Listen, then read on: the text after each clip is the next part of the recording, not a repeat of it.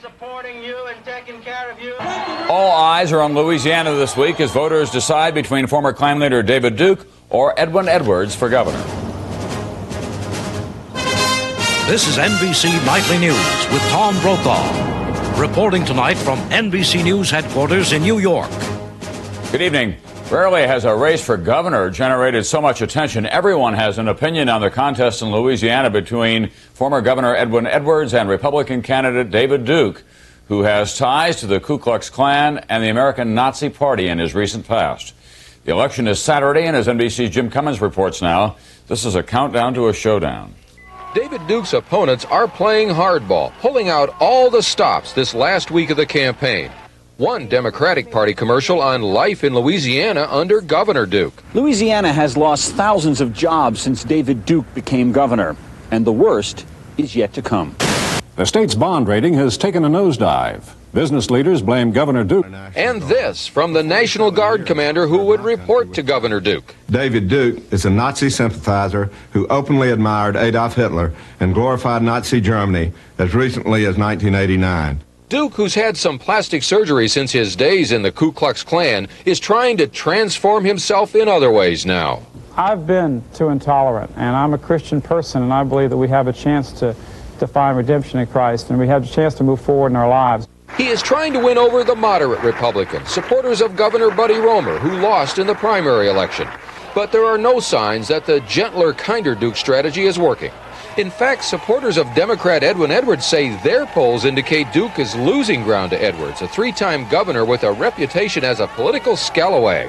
Yet nobody will take David Duke for granted. The phrase here in Louisiana is that Duke's voters fly below radar. They're not always picked up in the polling process. Win or lose, Duke's most vociferous opponents say he's finally gotten what he wanted, a national stage for his ideas. If we can have drug testing for people who work for a living, how about drug testing for welfare recipients in this state and the housing projects?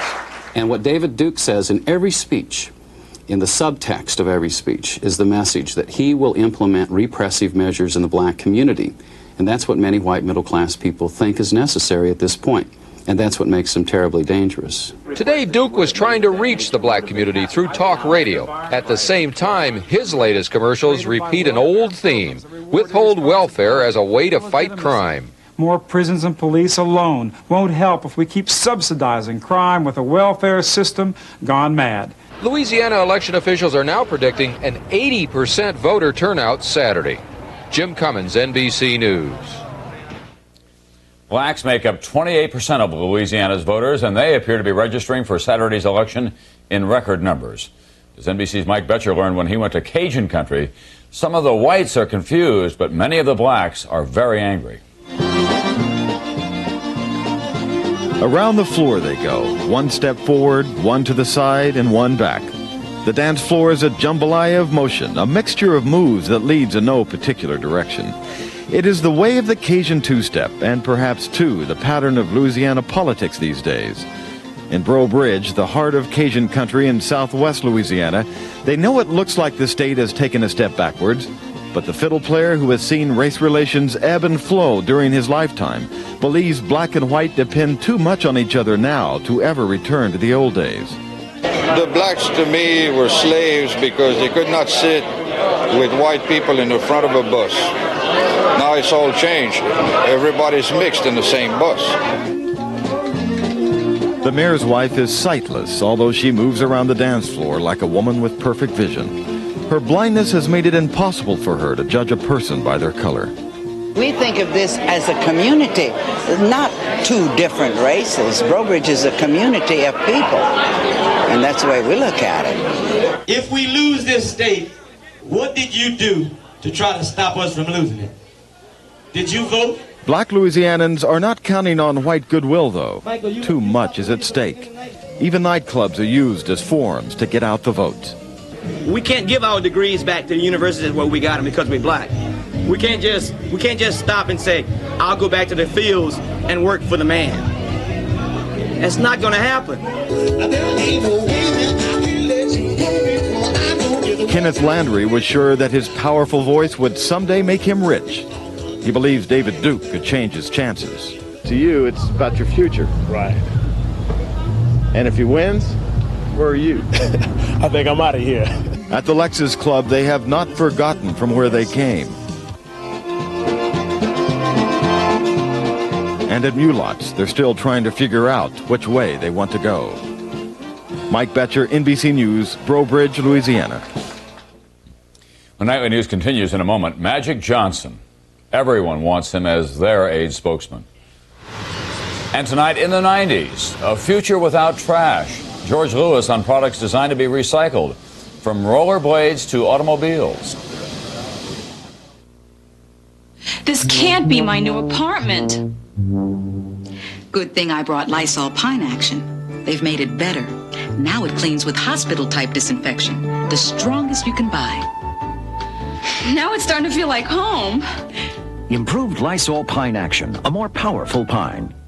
Mice. For everyone you see, there may be 15 or 20 that you don't see, and they eat in many different places. A very unhealthy situation. But put Decon Mouseproof in the places mice feed, like behind the refrigerator, the cupboard, the washer, and you'll eliminate them faster. Decon Mouseproof gets mice right where they live. Oh, what people do to clean tough stains under the rim. Because for some bowl cleaners, that's a real stretch. Try a different angle. The angle neck of Lysol Toilet Bowl Cleaner. It easily goes under the rim and wipes out stains and germs. Don't get bent out of shape. Get Lysol Toilet Bowl Cleaner, the heavyweight with a powerful angle on cleaning. Magic Johnson's AIDS infection stunned the world. HIV infections among heterosexuals are the biggest cause of AIDS worldwide, a 12-fold increase in this country in the past 5 years alone. But it took Magic Johnson to make many Americans wake up to this epidemic. NBC Science correspondent Robert Bazell tonight. Jim Valans, a resident at the Coming Home Hospice for AIDS patients in San Francisco, will not benefit from the new attention to AIDS. Still, he was moved by Magic Johnson's actions. I wish more people were as courageous as he is. Terry Anderson and Taylor Phelps share the same condition as Johnson, infected with the AIDS virus but still healthy. The fight to save Magic Johnson's life could become the fight to save thousands of HIV-positive Americans. As we've been saying all along, that this is a disease for everybody, and no one seems to have listened. I feel very, very strongly that our government has been sitting on this problem for a long time, and if this is what it's going to take, then so be it. Dr. Marcus Conant is their physician. But isn't it sad that we have to see a hero in America infected with the disease to get the kind of response we've been trying to get for a decade? No matter how late the response, many groups want Johnson to speak for them. Actress Elizabeth Taylor sent flowers on behalf of the American Foundation for AIDS Research. The Bush administration may ask him to join the National AIDS Commission. Lon Rosen is Magic's agent. There's many organizations. We've had probably 40 different organizations contact us, and they're all very, very good organizations, but we really have to take some time and really decide the proper ones to deal with. All the groups know that Johnson will bring money and will be effective in teaching about the dangers of AIDS. But the groups want more. They especially want to point attention to the fact that most Americans infected with the AIDS virus do not have access to the same health care that Johnson is getting, care that could prolong their lives. Robert Bazell, NBC News, New York. From the business of AIDS to the business of education in this country, American industry is not asking for much. It wants high school graduates who can spell, write, add, and subtract. Well, Los Angeles has become the first major city to guarantee just that. NBC's Keith Morrison. Ever wonder what would happen if we ran the public schools like a business? Ever wonder what businesses think of the product they get from here? Even those students who are graduating, when they go to become employed, we're finding that a high percentage can't fill out the application forms. Kind of like one of those used car lots where the sign says, "As is, no warranty." Sound insensitive? Well, business does sink or swim on its warranties. And sure enough, the LA School District, working with some high-powered executives, decided it should do the same. Diploma warranty program? What is it? I don't know what it is. It says, by June 1994, every graduating senior will receive career education and the necessary preparation to enter productive employment or post-secondary school. And if not, the students will be sent back to be retrained. At the schools, beaten down with budget cuts and huge classes and teacher pay cuts and fewer resources, they didn't know whether to laugh or cry.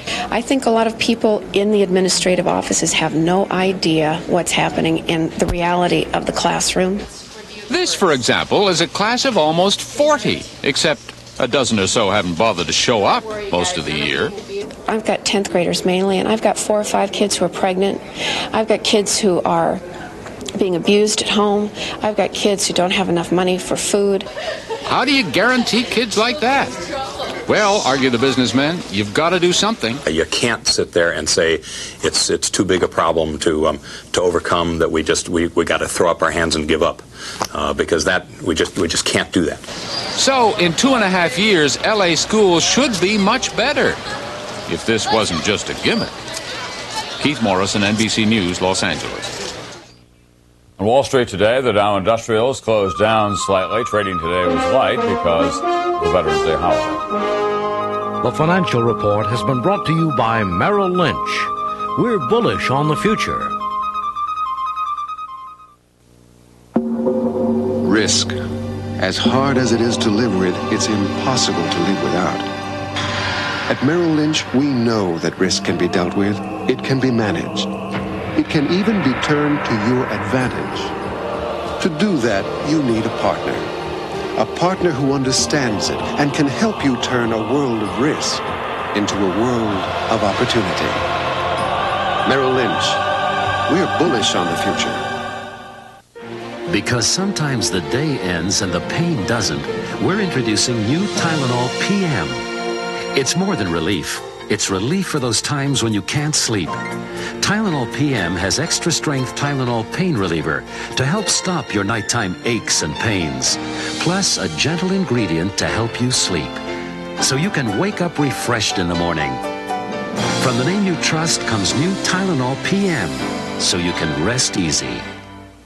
Dale Earnhardt, why are you getting your oil changed at a GM dealership? The fast or free guarantee. Fast or free? Yep, takes 29 minutes or less, or my next one's free. Gotta go now. And Earnhardt's back in record time. Mr. Goodwrench Quick Lube Plus. Try it for a change. Campbell's heard your healthy request. Low cholesterol. Less salt. But lots of taste. Here's our answer. New Campbell's Healthy Request ready-to-serve soups. All the great taste you want without some things you don't. New Campbell's Healthy Request. And healthy. Our daily difference tonight, in the 90s, a future without trash.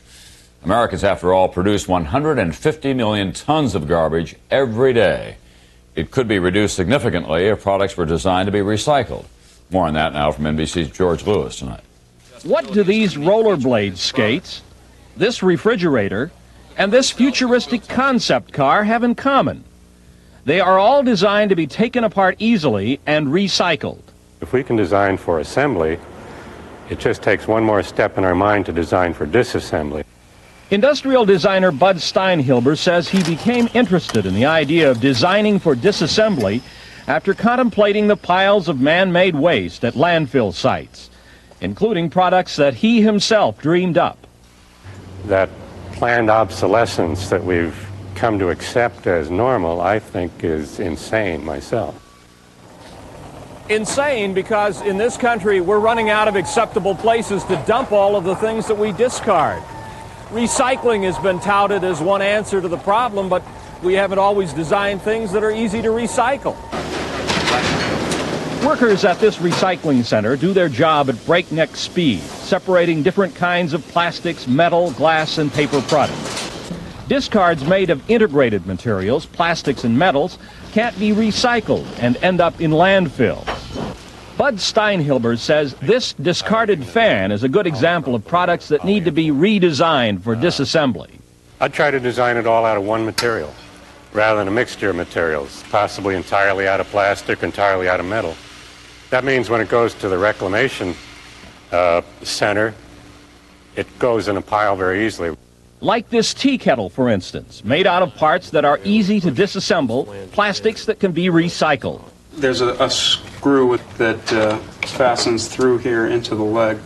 The design firm Fitch Richardson Smith came up with the kettle and several other products that help the environment. And along the way, these guys claim they made a lucky discovery. Designing products that are easy to take apart generally means using fewer components and similar materials, and can cut the cost of manufacturing. They say when the word gets out, the idea of designing for disassembly will grow in popularity. It'll grow because of the cost benefits to the manufacturer. When they see the cost benefits, then they'll embrace it. And oh, by the way, it's good for the environment. These days, Bud Steinhilber, now 67, speaks of his youth as he urges a younger generation of industrial designers to develop an environmental consciousness. I think I first bought into what's been called the American Dream in 1939 when I attended the World's Fair. The World of Tomorrow, it was called, a magical place filled with labor-saving devices and cars that zoomed effortlessly along superhighways. Back then, nobody gave much thought to pollution problems or what would happen to all those machines when they reached the end of their useful life. Bud Steinhilber helped design that world. Instead of it being the brave new world, it's a tragic disaster that we've created. And now he says designers must help remedy that disaster. George Lewis, NBC News, Los Angeles. Back in a moment with new charges of foot dragging in a key BCCI investigation. Dear Folgers, I run a bed and breakfast. When I overslept one morning, the Folgers switch saved my reputation. The percolator wasn't even set up, so I secretly switched Folgers crystals for the brewed coffee I normally serve. This is delicious. Well, the taste and aroma must have fooled them, because they were shocked when I revealed the switch and joked about sounding like one of your restaurant commercials. Folgers Crystals, proven with fresh brewed coffee drinkers. Sincerely, Janet Turley. Thank you. Once again, Buick is raising the banner for quality in America. Introducing the 1992 LeSabre with a higher level of power, safety, security, and convenience. This new LeSabre is going to be one tough act to follow. LeSabre for 1992 from Buick. Presto has a great idea. Shoot some slices, shoot some shreds, shoot some salad, salad shooter. Now Presto has a great big idea. Professional salad shooter slicer shredder. Big capacity, holds a lot, shoots a lot. Powerful, fast, a variety of cutting blades so you can point and slice thick, slice thin, shred right into the bowl, even ripple cut. Chop, grate right where you want. Clean up easy, dishwasher safe, store anywhere. Salad shooter. Original, cordless, now professional salad shooter.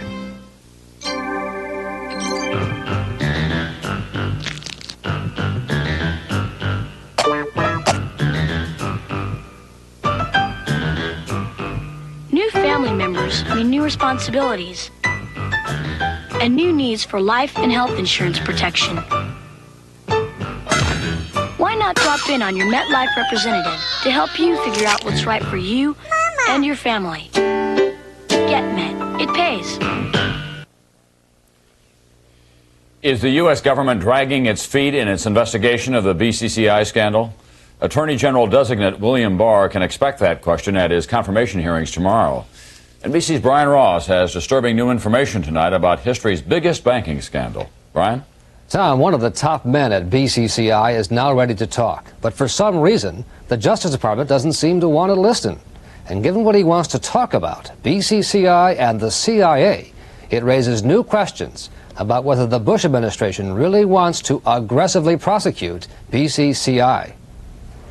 The BCCI banker who wants to talk is now in federal custody in Florida, facing drug money laundering charges.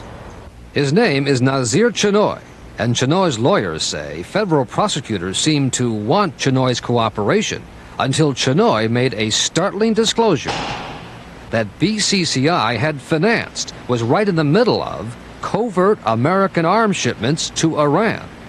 If true, what this member of the BCCI inner circle says means that BCCI was deeply involved in the CIA's most secret operations, playing a much greater role than the CIA has yet admitted.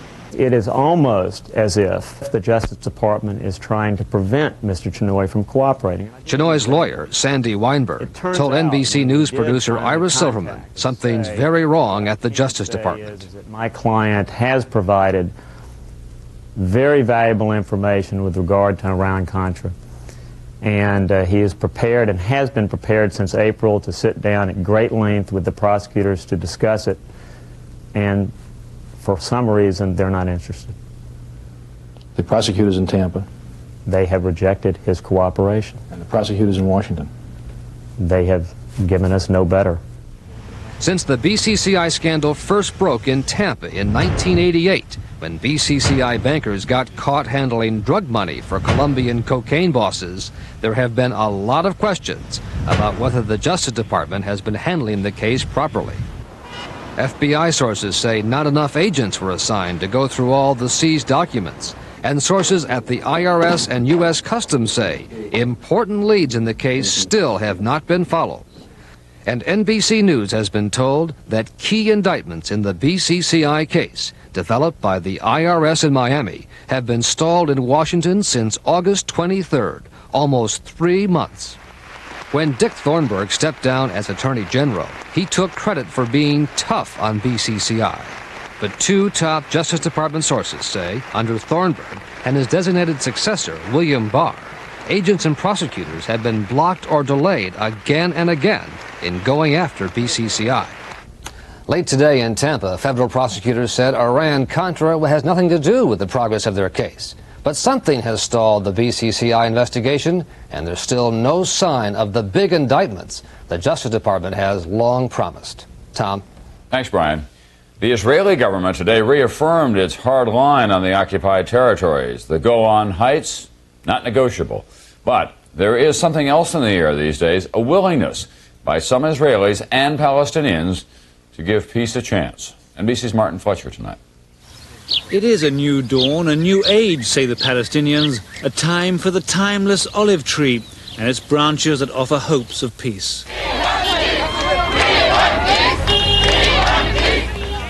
Israeli soldiers don't quite know what to make of the new euphoria among Palestinians who pelt them with olive branches instead of stones and rocks.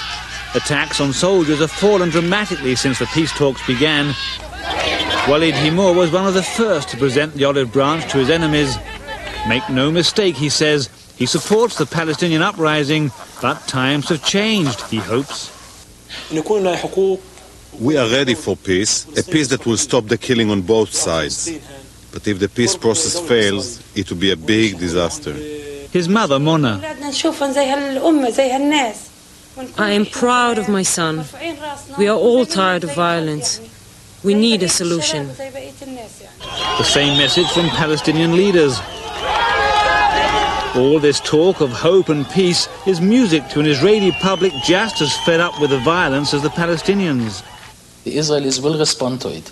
The Israeli public opinion is being gradually changing, is being affected by messages of peace and desire for peace. And Palestinian peace gestures are just beginning. Early in the uprising, Samir Antizi was just another angry Palestinian young man. We can't take this anymore. Today, he's a one-man peace movement that the PLO has decided to support. They'll help him organize future demonstrations. The word nowadays deals with a very clear language, and it's non-violence. And we have to use that language. It isn't a smooth ride. There are plenty of radical Palestinians and Israelis who swear to fight the peace process, but it's clear that today there is some hope for peace where once there was none. Martin Fletcher, NBC News, Tel Aviv. When Nightly News continues in a moment, Veterans Day, 1991. 5-day week, 8-hour day, paid sick leave, higher wages, health insurance, overtime pay, pensions, safer working conditions, paid holidays, job security, paid vacations, maternity leave.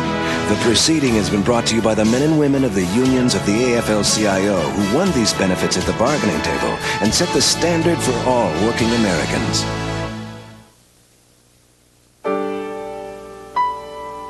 On board, there are pools and a health spa, a string quartet, a friendly staff, and people just like you who are enjoying themselves like never before. At Holland America, not only do we offer all the pleasures of a vacation at sea, we've made it remarkably affordable, which is why perhaps we've been named the best cruise line in the world. Oh, Baker's Secret Pans. Let's see, brownies, muffins, ooh, cookies, sounds good. Tea cakes. With a little... Her tea cakes are amazing.